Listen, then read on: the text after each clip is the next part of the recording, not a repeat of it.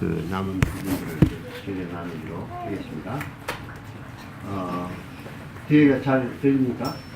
네, 안 들리죠? 좀 볼륨을 좀 높여주십시오. 먼저 지난 시간에 배운 것에 대해서 오늘 또 처음 듣는 분들이 계시기 때문에 잠깐 그런 부분들을 언급을 하고 이어서 이제 말씀드리겠습니다. 예배가 무엇인가? 예배가 무엇인가? 우리는 예배에 대해서 정확하게 알고 그에 합당한 예배를 드리는 것이 참으로 중요합니다. 우리가 이제 매주 일요일날 우리가 만찬을 대하면서 예배를 드리고 있는데 우리가 이런 예배에 대한 정의, 예배가 무엇인가, 어떻게 예배를 드려야 그 합당한 예배를 드릴 수 있는가를 하나님 말씀을 근거로 해서 우리가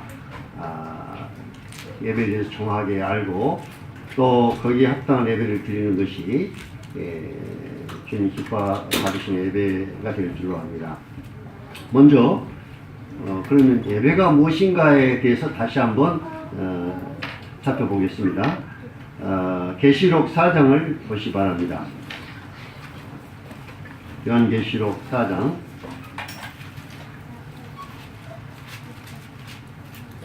10절부터 11절까지입니다.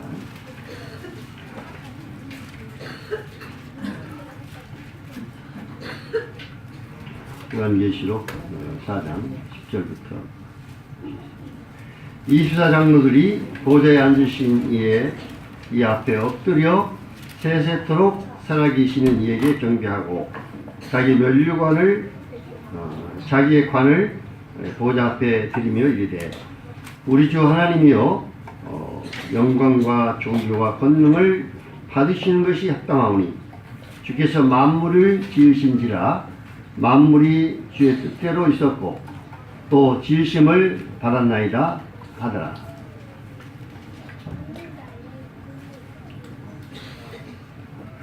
네, 5장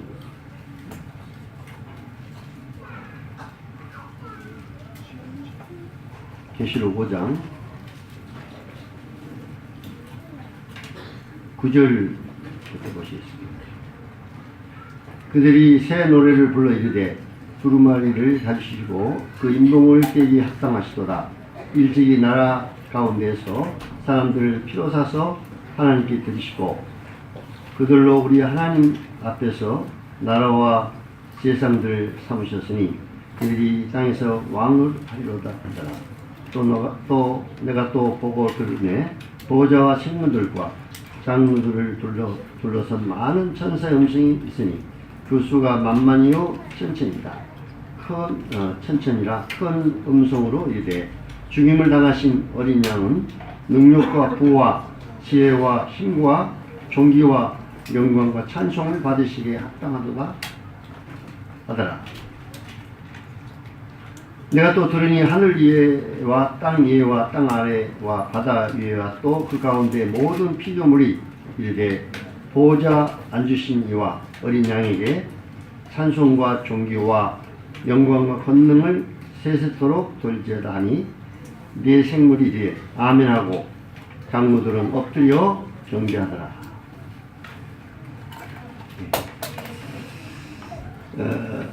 이 말씀을 우리가 볼 때 사도 요한이 계시를 통해서 24장로들이 보좌에 앉아 계신 하나님 앞에 예배를 드리는 이러한 모습을 기록을 하고 있습니다. 저희들은 이 24장로들이 하나님 앞에 드리는 예배를 드리는 이 모습을 우리가 말씀을 통해 살펴보고 예배가 무엇인가를 우리가 알 수가 있습니다. 사도 요한이 계시를 통해서 봤을 때 보좌에 앉으신 분이 먼저는 계신 것을 볼 수가 있습니다. 보좌에 앉으신 분, 그분 앞에 24장로들이 엎드려 경배를 드리고 있습니다. 그냥 경배만 드린 것이 아니라 절만한 것이 아니라 또 그들이 소리를 내서 우리 주 하나님이여 영광과 존귀와 능력을 받으시는 것이 합당하다.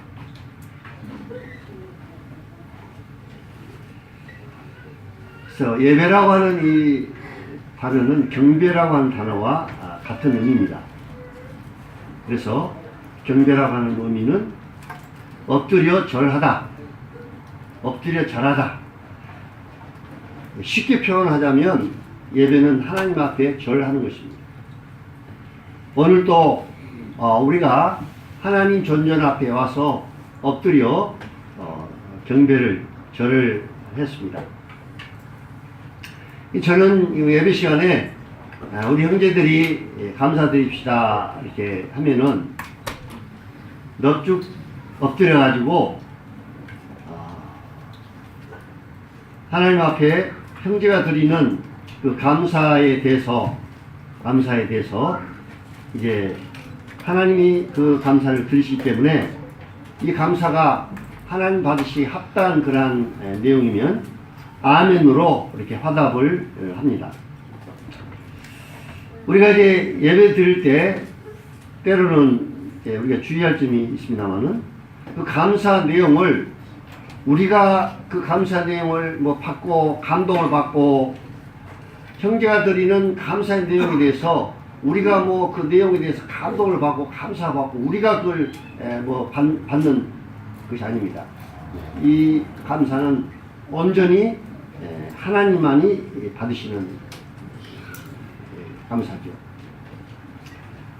그래서 엎드려 절을 하고 이렇게 쭉 엎드려 가지고 형제가 이제 감사 내용을 쭉 드리면 저는 이제 그 내용에 대해서 합당하면 아멘 하고 이제 하나님 앞에 아멘으로 화답을 합니다. 찬송을 우리가 드릴 때도요. 찬송을 드릴 때도 저는 이제 그런 경우도 있습니다만 이 찬송 내용을 통해서 내가 감동을 받으려고 내가 무슨 그 찬송 내용을 위해서 내가 감동을 받으려고 또 이렇게 하는 경우가 있는데 이 찬송도 받으시는 분은 오로지 하나님이십니다. 그러니까 우리 형제들은 예배 시간이 되면 나 자신에 대해서는 완전히 이제 다 내려놓으십시오. 내가 예배 시간에 감동을 받고 찬송을 통해서 감동을 받고 내가 좋아하는 찬송 저 형제가 드리는 감사 내용을 통해서 내가 감동이 된다. 그래서 아멘을 하는 것이 아닙니다. 내가 뭘 받는 시간이 결코 예배는 아니고 여기서 보면 예배는 하나님이 받으시고 하나님 앞에 드리는 것입니다. 예배는 하나님 앞에 드리는 시간입니다. 우리가 하나님 앞에 뭘 받는 시간이 아니라는 것입니다. 근데 우리의 속성은 우리의 성품은 다분히 나도 그렇습니다만은 뭔가 하여튼 받으려고 하는 예배 때마저도 우리가 하나님으로부터 뭘 받으려고 하는 이런 어떤 그 속성이 우리에게 있어요. 우리가 일주일 내내 하나님부터 말할 수 없는 은혜를 받고 또 하나님 우리에게 베풀으신 은혜와 사랑과 이런 걸 생각하면 이걸 다 말로 표현할 수 없습니다. 다 감당할 수 없는 은혜와 축복을 받았는데 예배 시간마저도 우리가 뭘 또 받으려고 한다면 되겠습니다. 그래서 예배 시간만큼은 우리가 뭘 받는 시간이 아니라 하나님 앞에 드리는 하나님이 온전히 존귀 영광을 받으시는 그러한 시간인 겁니다.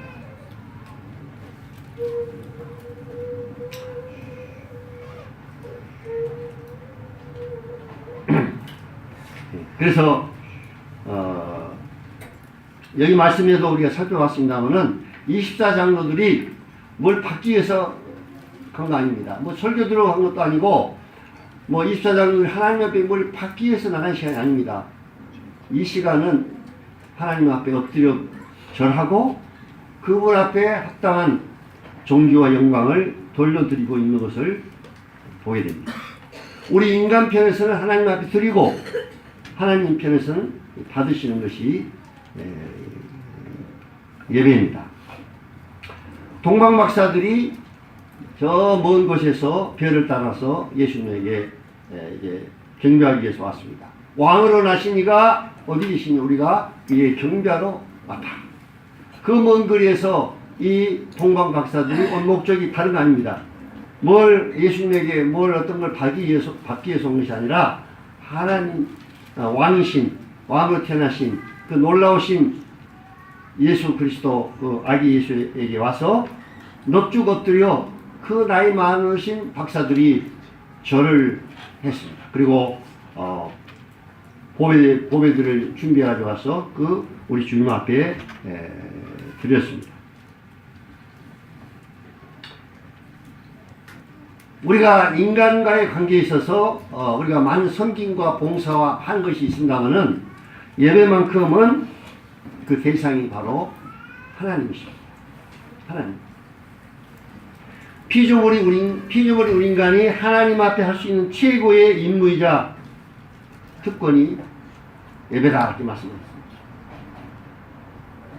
저도 출판사 교회 진리와 실행이란 책에서 주의 만찬을 쓰신 크라크 형제님이 거기에 이렇게 기록을 한 것을 제가 읽었습니다.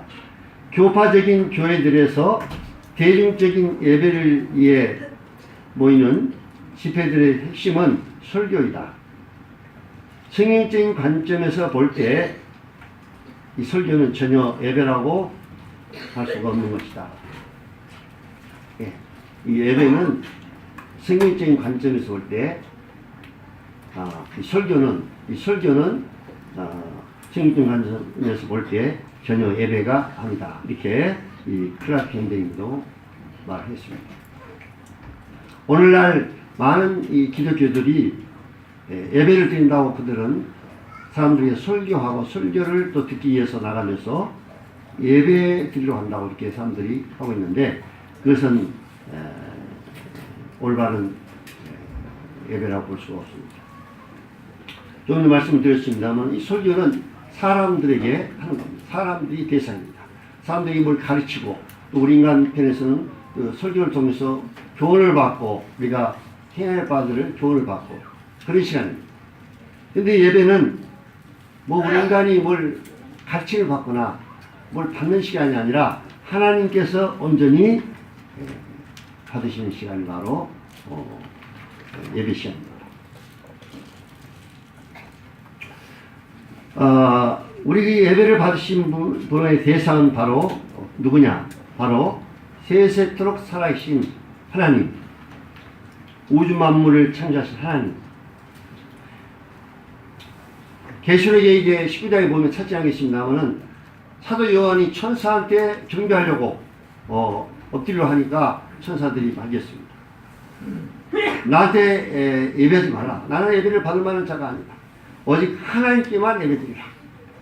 하나님께 예배드리라고 이렇게 천사들이 그 사도 요한에게 말한 내용들이 19장하고 22장에 기록되어 있습니다. 자, 예배는 어떤 종교적인 의식에 참여하는 것이 아닌 것입니다. 종교적인 의식에 참여하기 위해서 온 것이 아닙니다. 살아계신 하나님의 존재 앞에 여러분들이 나오는 것입니다.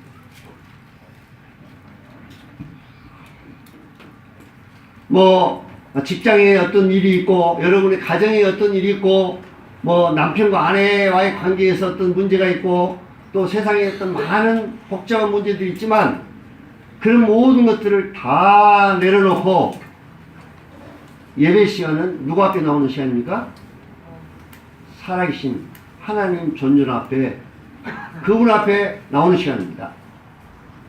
어떤 면에서 우리가 떡과 잔을 이제 대합니다마는 떡과 잔 그 자체가 대하는 그 자체가 예배는 아닙니다. 우리가 떡과 잔을 통해서 하나님 앞에 예배를 이제 드리고 있습니다만은 떡과 잔을 대하는 그 행위 자체가 예배는 아닙니다. 그래서 떡과 잔을 대하기 위한 목적이 우리의 예배의 목적이 아닙니다. 하나님, 살아계신 하나님의 존재 앞에 우리가 나와서 그분 앞에 엎드려 절하면서 경도 영광을 그분 앞에 돌려드리는 것입니다.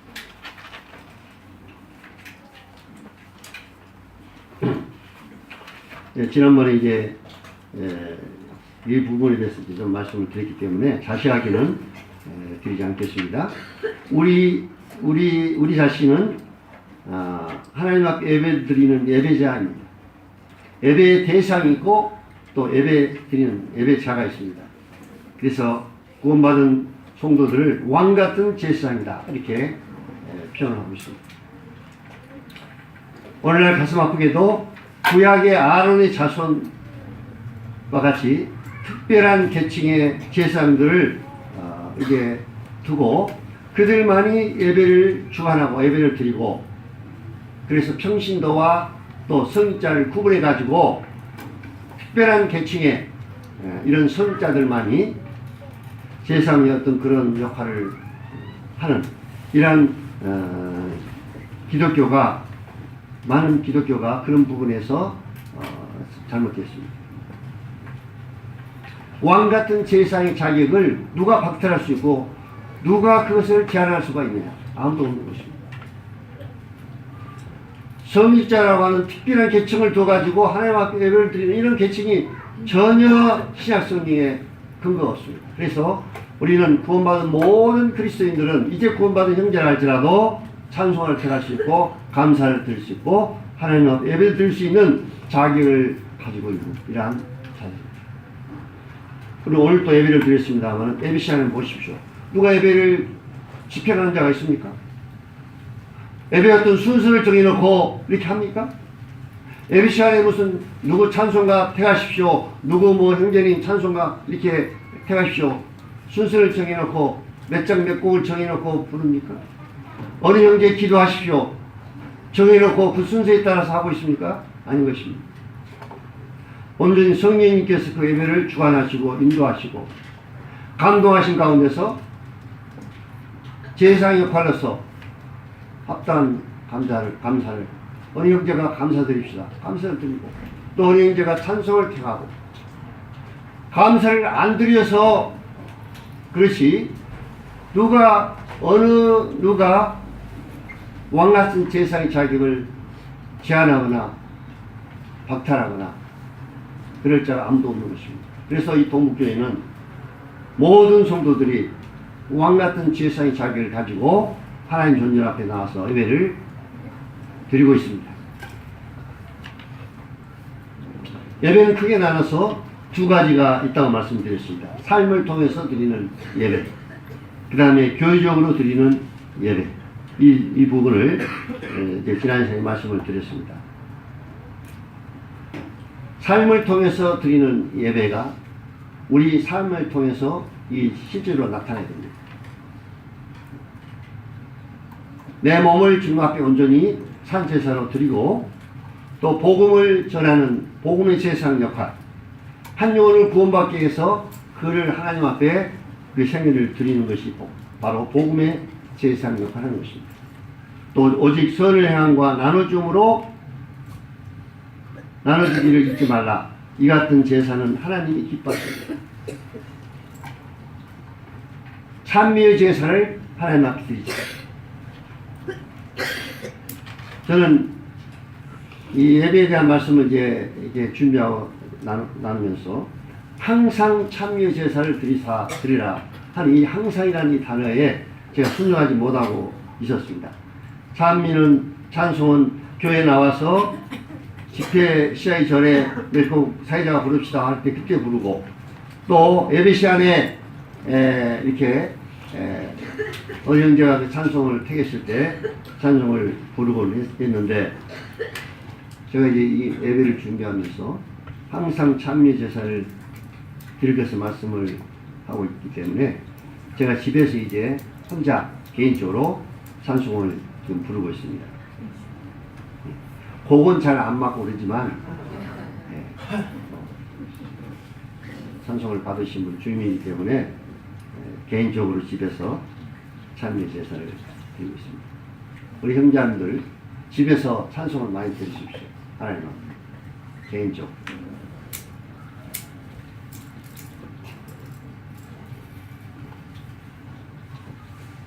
오늘은 예배자로서 예배를 위한 준비를 어떻게 해야 되신가 이 부분에 대해서 좀 교제를 나누겠습니다. 어느 구원받은 얼마 안 된 형제가 장로 형제님에게 이런 질문을 했습니다. 형제님, 예배는 언제 준비해야 됩니까? 이렇게 이제 질문을 했을 때 그 장로가 이런 대답을 했습니다. 일요일날 예배가 끝나는 그 시간부터 다음 예배를 드릴 때까지 예배를 준비하는 시간이다. 맞습니까? 예. 예배 준비는 예배 끝난 그 순간부터 다음 예배 때까지 우리 삶을 통해서 예배를 준비하는 것입니다. 성도들이 개인적으로 얼마만큼 예배를 준비하냐에 따라서 교회 예배가 달라지게 것입니다. 성도들이 삶 가운데서, 매일의 삶 가운데서 예배를 얼마만큼 준비하냐에 따라서 일요일 모여서 예배를 드릴 때 그 예배가 더 풍성한 예배가 드리게 될 것입니다. 그래서 어느 성도가 그런 얘기를 했습니다마는 그 교회의 예배는 그 교회의 영적 수준을 말하고 있고 그 교회의 예배는 그 교회의 영적 성도들의 상태를 말하고 있다. 예, 맞는 말입니다. 동북교회가 어떤 예배를 드리고 있느냐, 이것이 바로 동북교회의 영적인 수준입니다. 또 우리가 어떤 예배를 드리고 있느냐, 이것이 바로 우리 동북교회 성도들의 영적 상태를 나타내주고 있습니다. 일주일 동안 우리가 예배를 위해서 어떤 준비와 어떤 삶을 살았냐에 따라서 그것이 이제 총합적으로 일요일날 나타나기 때문에 그런 것입니다. 제가 그 명절 있잖아요. 명절 이제 뭐 한 4박 5일이나 명절 때 이 성도들이 다 흩어져가지고 이제 집에 이제 가시잖아요. 그리고 이제 명절 끝나고 그 다음 이제 시작되는 일요일날 예배를 한번 가만히 살펴봤어요. 보니까 확실히 예배가 다르더라고요. 어떻게 다르겠습니까? 아마 이제 뭐 집에 가가지고 형제들 만나서 뭐 여러 가지 명절로 즐기고 이렇게 하다 보니까 뭐 이제 영적인 자기 개인의 경건의 시간이라든지 예배를 준비하는 삶을 제대로 이제 하지 못하고 있다가 일요일날 딱 다쳐서 이제 예배 시간에 나와서 예배 드리니까 그 주 예배가 다른 주 예배하고 확실히 다른 것을 제가 이제 알게 됐습니다. 그건 뭘 말하냐면요, 예배가 얼마만큼 준비했냐에 따라서 예배가 달라진다는 것입니다. 자, 예배를 준비하는 삶은 특별한 삶이 아니고 우리 성도들이 매일매일 마땅히 해야 할 기본적인 삶입니다. 특별한 삶이 아니에요.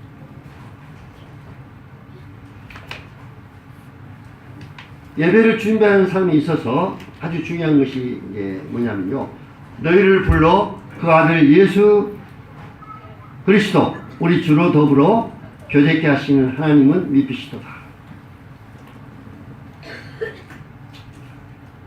주님과의 이 교제, 우리를 구원하신 목적이 바로 단지 구원받고 천국 가기 위해서 우리를 구원한 것이 아닙니다. 우리가 구원받은 그 순간부터 우리는 우리 주님과의 매일의 삶 가운데서 교제가 시작이 됩니다.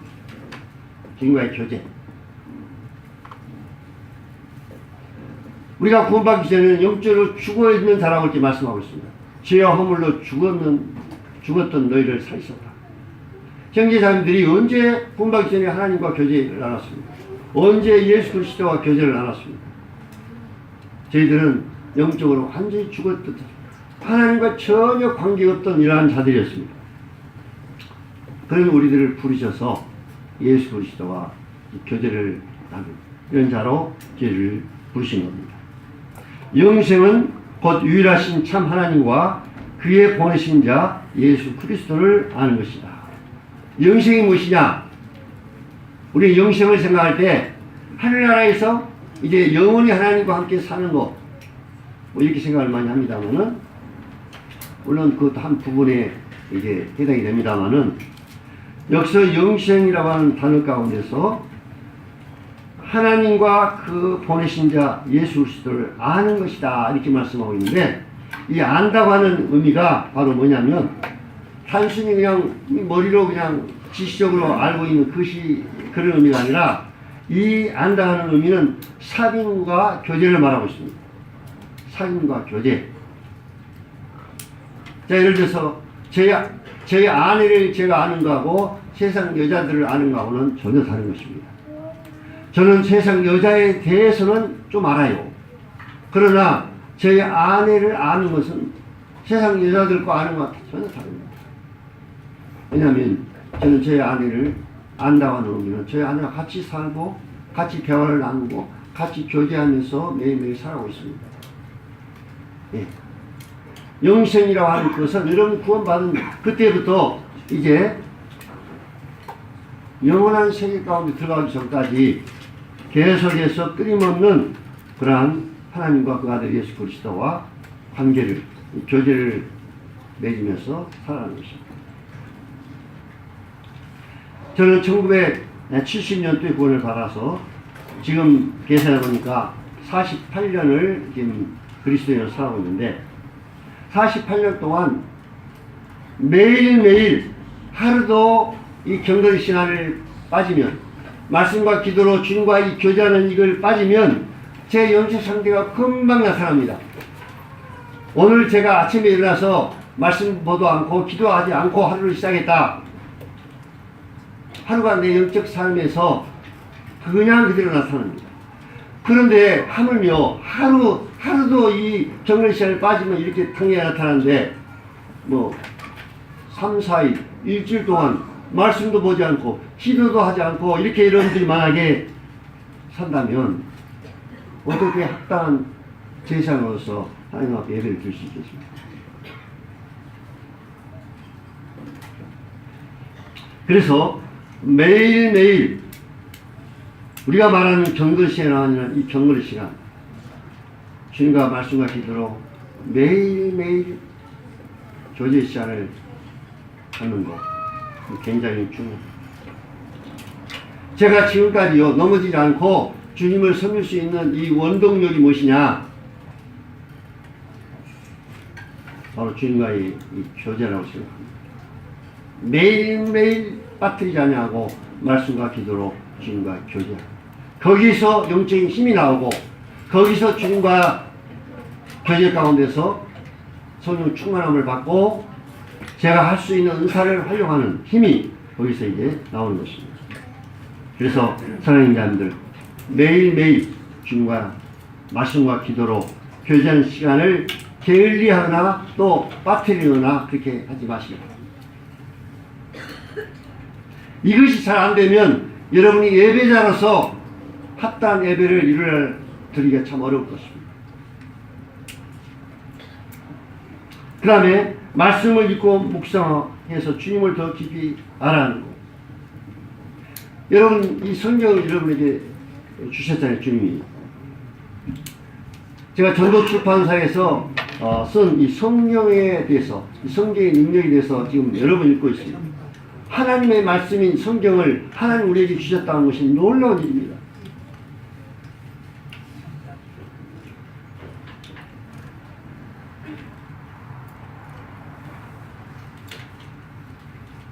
여러분의 지금 졸고 있는 성들이 있는데 정신 차리십시오. 여러분의 영적인 질과 수준은 하나님 말씀을 얼마만큼 대하고 있느냐, 하나님 말씀을 얼마만큼 가까이 대하느냐에 따라서 여러분의 영적 성장과 수준이 거기에 달려 있습니다. 여러분이 말씀을 무시하고 여러분이 말씀을 멀리하고 말씀을 읽지 않으면 여러분의 영적 상태가 금방 하락하게 되고 금방 육신적으로 살게 되고 여러분의 생각 가운데서 이제 살게 되니까 괴롭고 힘들고 어려운 삶을 사는 겁니다. 뭔 말인지 알겠습니까? 여러분 영적 상태가 안 좋으면 한번 생각해 보십시오. 내가 언제 지금 하나님의 말씀을 묵상하고 읽고 하는데 지금 게을리하고 있는가? 내가 언제 내가 하나님의 말씀을 읽는 것을 지금 멀리하고 안 하고 있는가?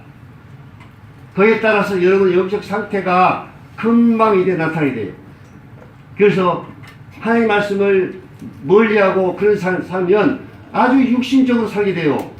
여러분의 육신이 그대로 이제 삶 가운데서 드러나야 되는 것입니다. 그래서 불평과 불만 가운데서 이제 살게 되는 것입니다.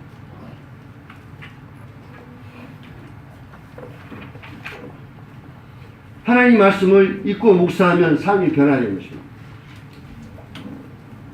일본의 어느 성도가요, 그분이 구원받은 지 오래됐는데 나이가 많이 드신 아버님이고 자녀를 둔 이러한 분이었는데 제가 간증을 들어봤어요.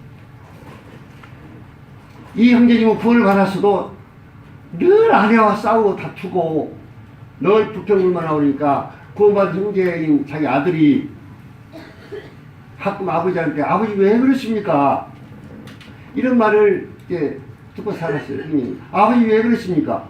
구원받은 아버지가 늘 부인된 그 아내하고 늘 다투고 육신적으로 막 이렇게 하니까 아들도 보기에 참을 수가 없어서 아마 아버지한테 그런 말을 하는 거예요. 근데 이제 이 형제님이 아파가지고 병원에 이제 입원하게 됐습니다. 그래서 병원에 입원하게 돼가지고 이제 뭐 별로 할 일도 없고 그러니까 거기서 이제 말씀을 이제 읽기 시작한 겁니다. 그래가지고 이제 이 형제님이 말씀을 사로잡혀가지고요, 이제 변화가 시작이 됐습니다. 변화하기 시작했습니다. 그래가지고 이 형제님이 퇴원했는데 집에 이제 와가지고 자기 아내한테 대하는 태도도 달라지고 아들이 아버지 왜 그러십니까? 이렇게 했던 이 아버지가 변하는 모습을 보고 교회에서도 이제 이 형제님이 완전히 달라져가지고 이렇게 달라진 모습으로 나타나가지고 이제 교회에 참석한 거죠. 병원에 이제 태어난 후에. 그래서 저 형님 성도들도 다 알잖아요. 예.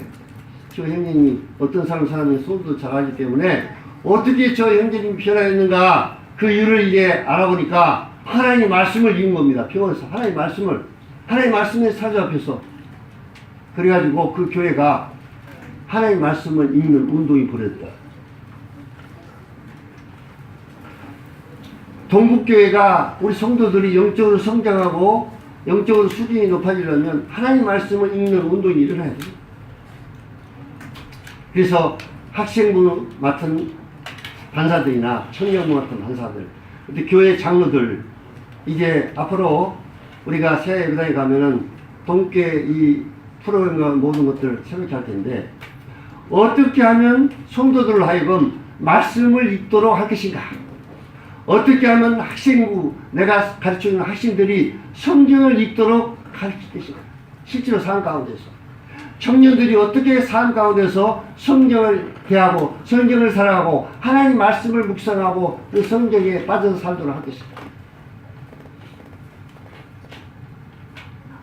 성경을 읽으면, 성경을 묵상하고 성경을 읽으면 여러분 삶이 달라지게 되어 있습니다. 하나님의 말씀은 의미 있기 때문에. 그래서 지금 우리 형제님들 내 자신의 영적 상태를 한번 점검해 보시고 하나님의 말씀을 읽는데 게을러 하거나 하나님의 말씀을 읽지 않고 지금 살아가면서도 아무렇지 않게 살아오고 있다면 정신을 바짝 차리고 오늘 이제 집에 들어가서부터 하나님의 말씀을 읽기 바랍니다. 읽으시기 바랍니다.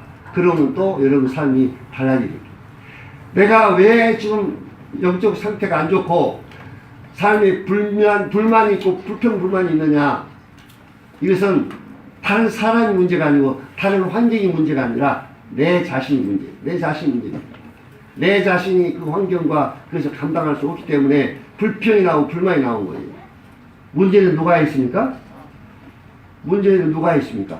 환경이 있습니까? 내 자신이 있습니까? 여러분 자신이 있는 거예요. 그래서 다시 하나님 앞에 정신 바짝 차리고 말씀을 대하시기 바랍니다.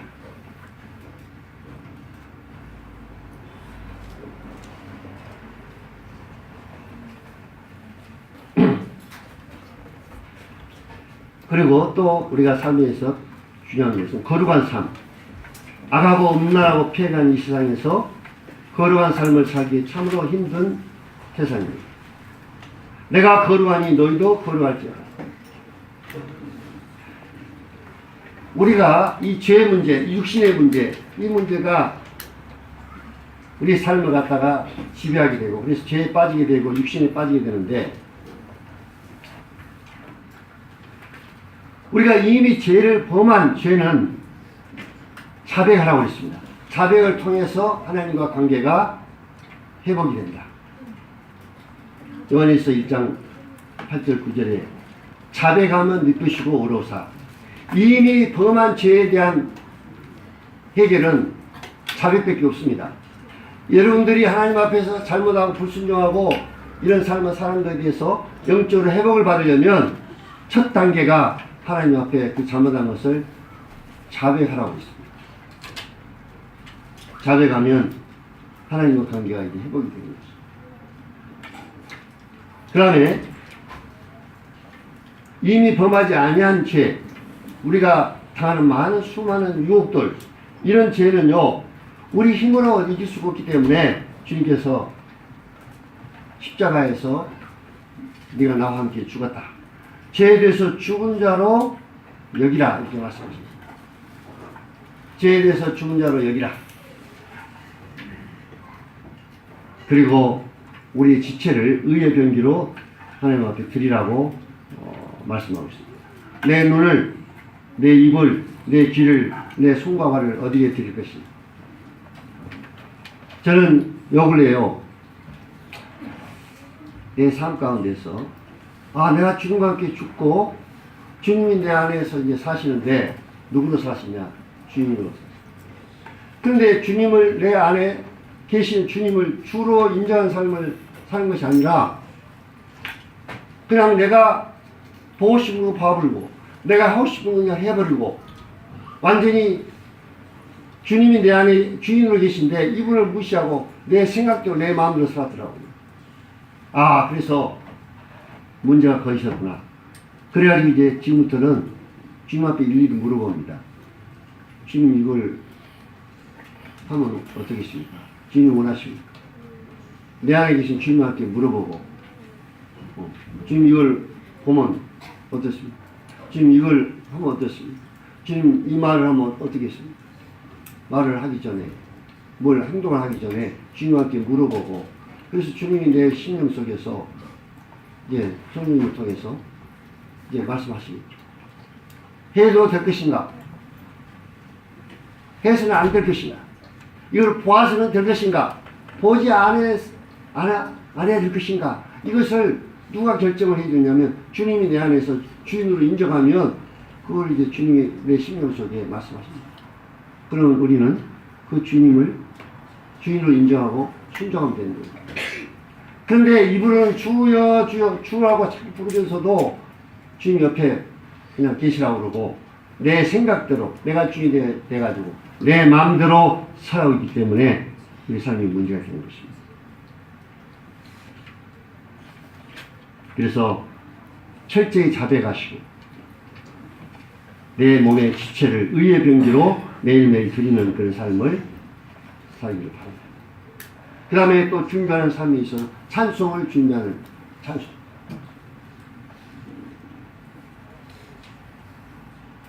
어떤 내용의 찬송을 주님 앞에 드릴 것인가?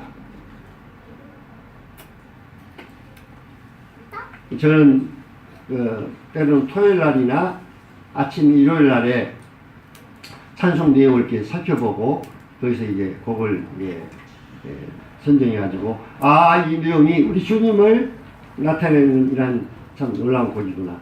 주님을 나타내는 이 찬송을 우리가 곡을 보면 구도자들에게 해당되는 이러한 찬송이 있고 우리 성도들에게 해당되는 찬송이 있습니다. 우리의 마음을 그대로 나타내서 찬송을 이제 부를 때 나를 위로해주고 나의 힘을 주고 그런 나에게 해당이 되는 나에게 기쁨을 주고 위로를 주고 이런 찬송가 있어요. 그러나 예배 때는 방금 말씀드렸죠. 우리가 아니라는 거, 내가 아니라는 거. 나를 기쁘게 하는 찬송. 내가 뭐 감동을 받으려고 하고 내가 찬송을 부르면서 무슨 위로를 받으려고 그러고 그런 내용의 찬송이 아니라는 겁니다. 이게 주님을 온전히 높이고 주님을 나타내는 그 시간만큼은 우리 주님을 나타내는 찬송도 우리 주님을 나타내는 이런 찬송을 부르게 될 때 어떤 면에서 그런 찬송은 부를 때 별로 마음에 감동이 때로는 안 일어날 수 있습니다. 예를 들어서 내 삶에 어떤 어려움을 당했을 때 위로해 주는 그런 곡, 주님 놀라우신 은혜를 또 나타내는 곡, 이런 건 부르면 얼마나 좋습니까? 내 마음 위로가 되니까. 혹시 위로를 받지요. 그런데 예배 시간에는요, 온전히 주님을 높이는 찬송이기 때문에 찬송 내용 자체도 어떤 면에서 내가 뭘 받거나 내가 감동받는 것이 아니기 때문에 딱딱하고 상당히 내 자신이 어떤 면에서 볼 때는 그걸 통해서 아주 어떤 면에서 그럴 수 있습니다. 그런데 굉장히 아셔야 할 것은 찬송 시간에, 찬송 부르는 시간에 그 곡을 통해서 내가 뭘 받는 시간이 아니고 내가 감동받는 시간이 아니고 그 찬송을 통해서 내가 위로받고 뭘 받으려고 하는 시간이 아니라는 것입니다. 예배 시간만큼은 여러분 자신을 완전히 내려놓으십시오. 내가 찬송가를 통해서 뭘 받으려고 하거나 형제가 드리는 감사를 통해서 내가 감동받으려고 하거나 말씀을 읽을 때 나에게 해당되는 어떤 그런 어떤 말씀, 그 말씀을 통해서 내가 그 말씀을 통해서 무엇을 받으려고 하거나 이런 것들은 다 내려놔야 됩니다. 왜냐하면 우리 주님만이 존귀 영광을 받으십니다. 찬송. 그래서 우리 주님을 높이고 주님의 은혜와 사랑과 자비와 구속과 높고 위대하심을 나타내는 그런 찬송을 우리가 택해서 하나님 앞에 드려야 되는 것입니다. 이러므로 우리가 예수로 말미암아 항상 찬미의 제사를 하나님께 드리자. 이는 그 이름을 증거하는 입술이에요. 또 우리는 예배 시간에 말씀을 읽습니다. 자, 말씀을 읽을 때 오늘 빌립보서를 은행장님 읽었죠? 우리 주님을 나타내는 말씀 읽었습니다. 자, 말씀을 읽고 그 시간에 설교를 해서는 안 되는 것입니다. 말씀을 읽는 형제가 그 말씀을 풀어주고 또 은근히 가르치려고 하고 이런 시간이 돼서 안 돼요. 예배 시간은. 예. 그냥 말씀만 읽어주고 해도 성령님께서 그 말씀을 통해서 사랑하는 형제자매들에게 우리 주님을 충분히 나타내 주십니다. 우리 한번 예를 들어서 골로새서 1장 한번 보시겠습니다. 골로새 1장.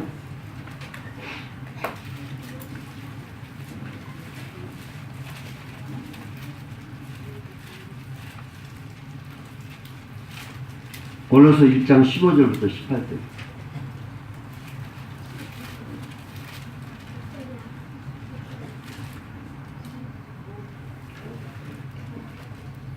자, 이 말씀을 예배 시간에 이제 어느 형제가 읽었다고 한번 생각해 보십시다. 그는 보이지 아니하는 하나님의 형상이요. 그는 우리 주님을 가르칩니다. 모든 피조물보다 먼저 나신 이시니 만물이 그에게 창조되되 하늘과 땅에서 보이는 것들과 보이지 않는 것들과 혹은 왕권들이나 주권들이나 통치자들이나 권세들이나 만물이 다 그로 말미암고 그를 위하여 창조되었고 또한 그가 만물보다 먼저 계시고 만물이 그 안에 함께 섭니다. 그는 몸인 교회의 머리시라. 그가 근본이시오 죽은 자들 가운데서 먼저 나신 이시니 이는 친히 만물의 으뜸이 되려 하심이요. 예. 우리 주님에 대해서 얼마나 놀라운 이런 말씀을 여기서 나타내고 있습니다. 하나님의 형상, 모든 피조물보다 먼저 나신 분, 만물이 그분으로 창조되고 그분으로 말미암고 그를 위해서 창조되었죠. 또 그분은 만물의 으뜸이 되신 분.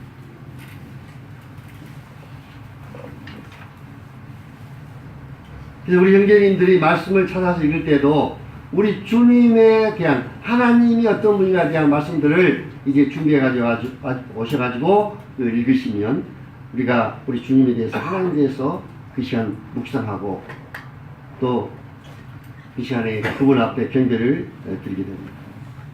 시편 50편 14절을 보겠습니다.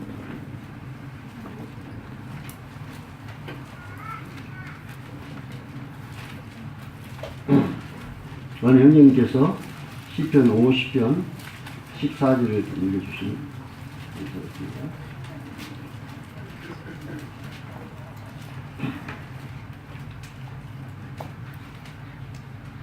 감사로 하나님께 제사를 드리며 지존하신 이에게 내 소원을 갚으며. 예, 여기서 감사로 하나님께 제사를 드리며, 감사의 제사. 자, 우리 형제님들이 이제 순간순간 이제 감사를 드리고 있습니다. 이 형제들이 드리는 이 감사는 개인적인 이런 감사가 아니고 교회를 대표해서 드리는 것입니다.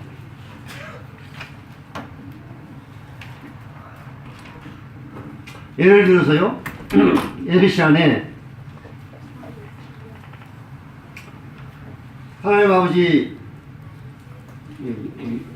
미래 형제도 있습니다.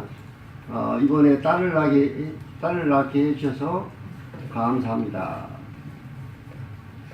또 취직을 하게 해주셔서 감사합니다. 자, 이런 감사를 예배 시간에 드린다면 어떻겠습니까?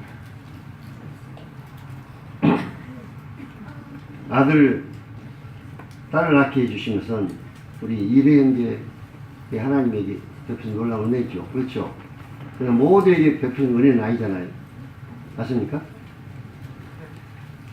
취직을 하게 해주신 거, 그 형제 개인에게 하나님 주신 은혜입니다. 이런 감사는 개인적으로 집에서 얼마든지 드릴 수가 있습니다. 자, 우리가 하나님 앞에 드리는 그 감사 내용은 공적인, 그 형제가 공적으로 대표하는 그런 감사이기 때문에 누구나 다 공감할 수 있고 누구나 다 아멘할 수 있고, 특별히 하나님이 어떠하신가, 우리 주 예수 그리스도의 어떠하신 이런 부분에 대해서 그분을 높이고 이런 참 감사드리게 될 때 우리는 아멘으로 화답할 수가 있습니다.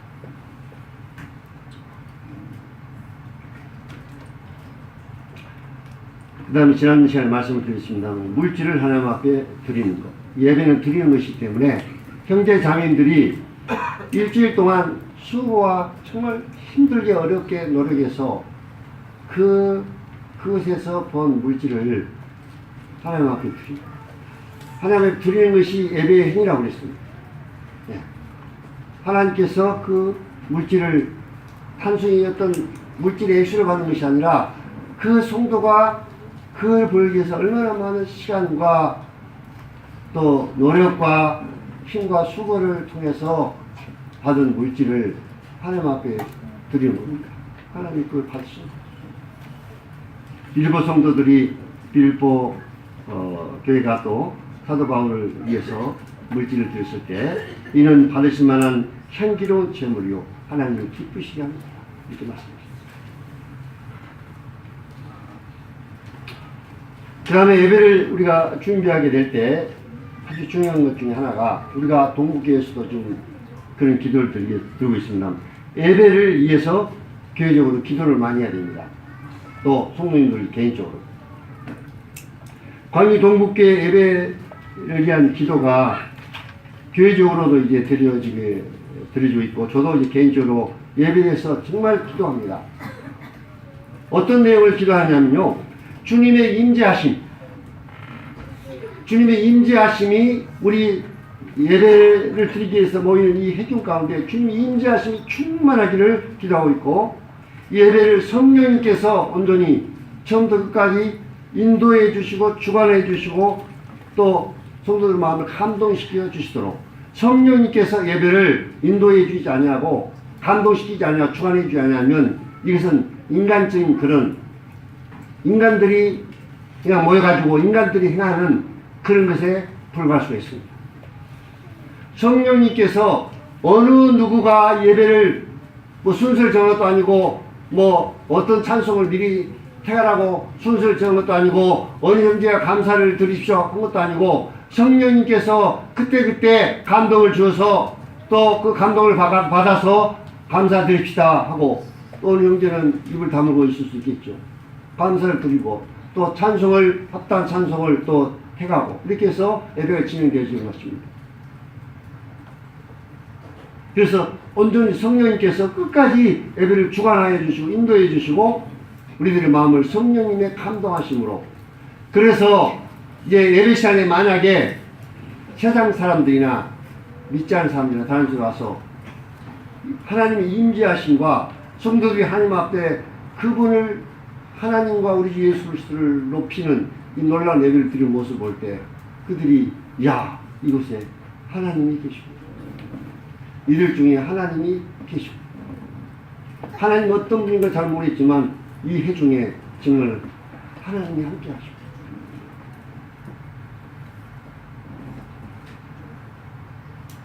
하나님이 임재하신 가운데 우리는 예배를 드려야 되는 것입니다. 성령님의 인도하심과 감동하신 가운데 예배가 드려지도록 우리는 예배를 위해서 기도를 많이 해야 됩니다. 그래서 성도들이 자기 자신을 들여다보지 아니하고 여기 써진 대로 믿음의 주요 온전케 하시니 예수를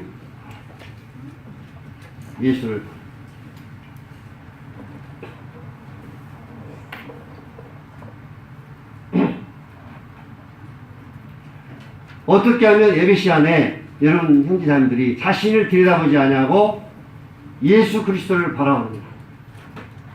우리 주님을 바라보면 어떻겠습니까? 우리 영혼이 주님을 바라보고 우리가 주님을 앙망하게 되면 우리 영혼이 소성을 받게 되는 것입니다. 그 예배는 참 놀라운 거예요. 뭐 설교하지 않고 이렇게도 예배를 드리고 예배를 통해서 우리가 우리 주님을 높이고 주님을 바라보면요, 예배가 끝나면 우리 성도들의 영혼이 충만해져. 우리의 영혼이 소상을 받고 충만해져야 되는 것입니다. 이 예배의 실제가 하나님께서 나타나야 될 때 그렇게 되는 것입니다. 영적으로 침체된 성도나 또 영적으로 상태가 안 좋은 성도들은 이런 성도들이 예배에 참석해가지고 예배를 통해서 막 영혼들이 소성을 받고 심령들이 살아나고 주님을 바라보고 하나님 교회가 제대로 예배가 드리게 될 때 이런 현상들이 교회에 나타나게 됩니다.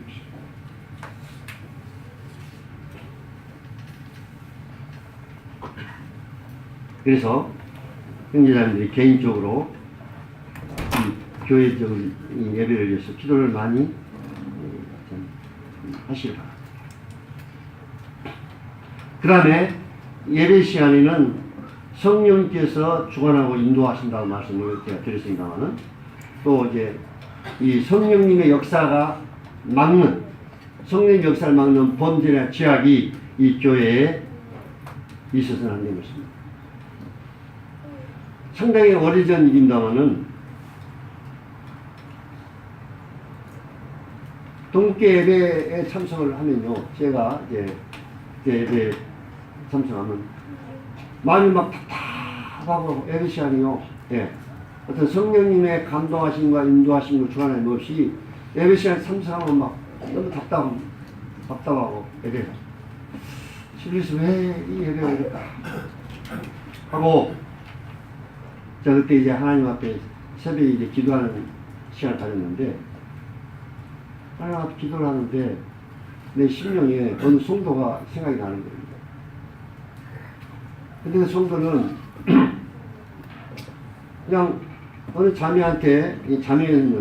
자매한테 전화 걸어가지고 그냥 막 말을 못하고 울고 끝내고 또 전화해가지고 말을 못하고 울고 끝내고 막 이러는 거예요. 그래서 제 심령에 그런 탄식함이 있고 그래서 한번 만나자고 했습니다. 그 성도를 만나서 이제 교제했는데 그 죄를 이제 이야기한 거예요. 그 자매가 무명 가운데 있었어요. 성적인 범죄 가운데 있으면서 예배에 참석하니까 성령님의 탄식함이 교회에 있었던 거예요. 성령님께서 되도록 역사하는 거다. 이제 그것을 영적으로 느끼게 됐어요. 그래서 기도하게 됐고 그 성도를 만났고 그래서 그 부분을 교회적으로 치유를 했습니다. 교회를 치료하니까 예배 시간에 다시 성령님의 인도하시는가 하나님 인도하시니까 교회가 나타났습니다. 저는 그것을 통해서요 하나님 교회 출교에 해당되는 이런 범죄가 교회 가운데 있어가지고 그 성도가 예배에 참석하고 이렇게 될 때 성령님께서 탄식하고 이래서 예배가 성령님의 인도하심과 감동하심으로 예배가 답답하고 그냥 막히는 것 이런 것을 이제 제가 체험하면서 정말 하나님 교회에 이런 성령님 역사를 막는 죄악과 범죄가 정말 있어서는 안 되고 그런 죄악들이 있으면 빨리빨리 이 교회가 그런 죄악들이 하나님 앞에 드러나게 해서 교회적으로 치료하든 치료하고 이렇게 할 때 성령님께서 다시 예배를 통해 역사하십니다. 물론 우리가 출교에 해당되는 죄가 아닐 경우에는 우리가 만찬을 대하기 전에 자신을 살피고 잘못된 것은 자백하고 그러고 나서 우리가 떡과단을 대하도록 말씀하고 있습니다. 근데 제가 말하는 것은 이 자백에서 될 이런 해결된 문제가 아닌 교회적으로 치유를 해야 될 이런 범죄는 교회적으로 치유를 해야만 한다. 그러기 전까지는 하나님의 성령의 역사, 구원의 역사도 일어나지 않는다. 아간 한 사람으로 말미암아 이스라엘 전체가 전쟁에 피하고 말았습니다.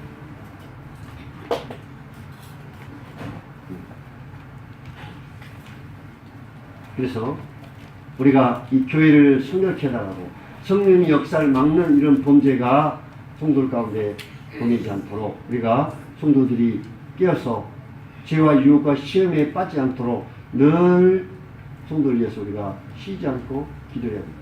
정말 이 시대는 악하고 음란하고 폐역한 이 시대에 우리가 살고 있습니다.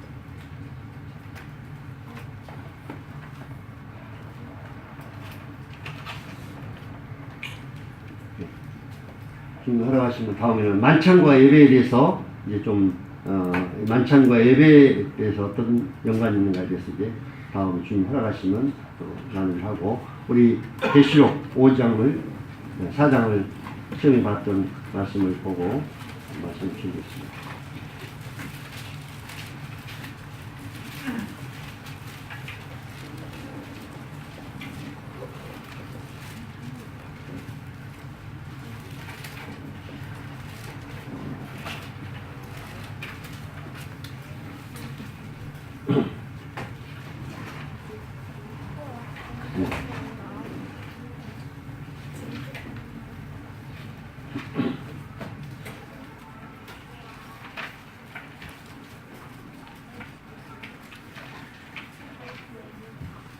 예, 5장보다 7장을, 계시록 7장을 보시죠.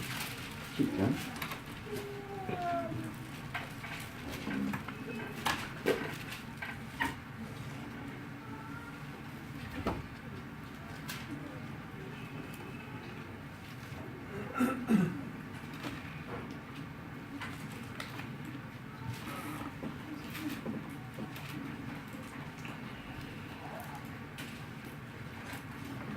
구절부터 요한계시록 7장 9절부터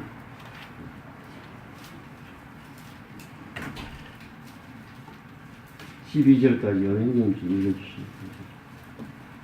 이 일 후에 내가 보니 각 나라와 족속과 백성과 하늘에서 아무도 등이 셀 수 없는 큰 무리가 나와 흰 옷을 입고 손에 종려가지를 들고 보좌 앞과 어린 양 앞에 서서 큰 소리로 외쳐 이르되 구원하심이 보좌에 앉으신 우리 하나님과 어린 양에게 있도다 하니 모든 천사가 보좌와 장로들과 네 생물의 주위에 서 있다가 보좌 앞에 엎드려 얼굴을 대고 하나님께 경배하여 이르되 아멘.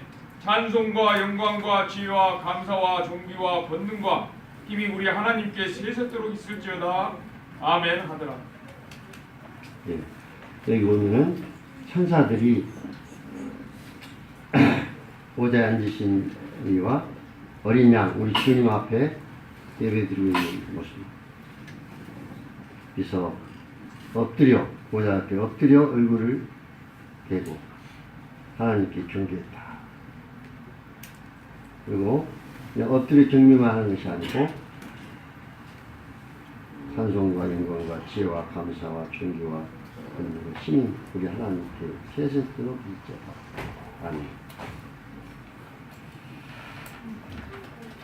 이 동국교회가 참으로 하나님 받은 합당한 예배를 알고 주님 받은 합당한 예배를 저희들이 드리기 원하고 더 영적으로 우리가 주님을 더 깊이 알아서 더 수준 높은 그런 예배를 우리 주님 앞에 드리기를 원하는 마음이 있습니다. 이상.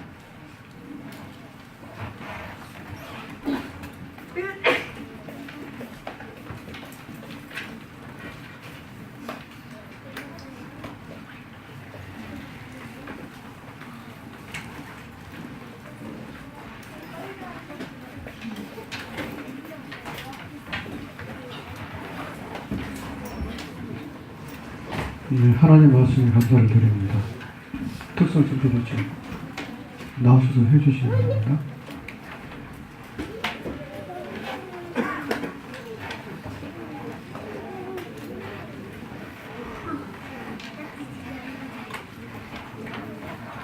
특성을 들으시고 기도하고 마치겠습니다.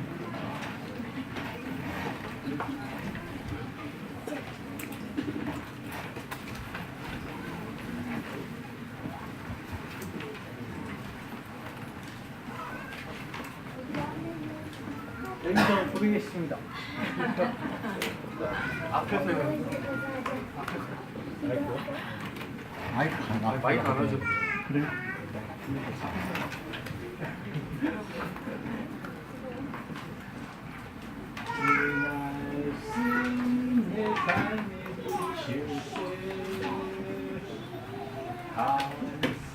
감사하게 하소서. 내게 주신 말씀 그 말씀을 따라 살아가게 하소서. 주 말씀 내 삶 비칠 때 겸손하게 하소서.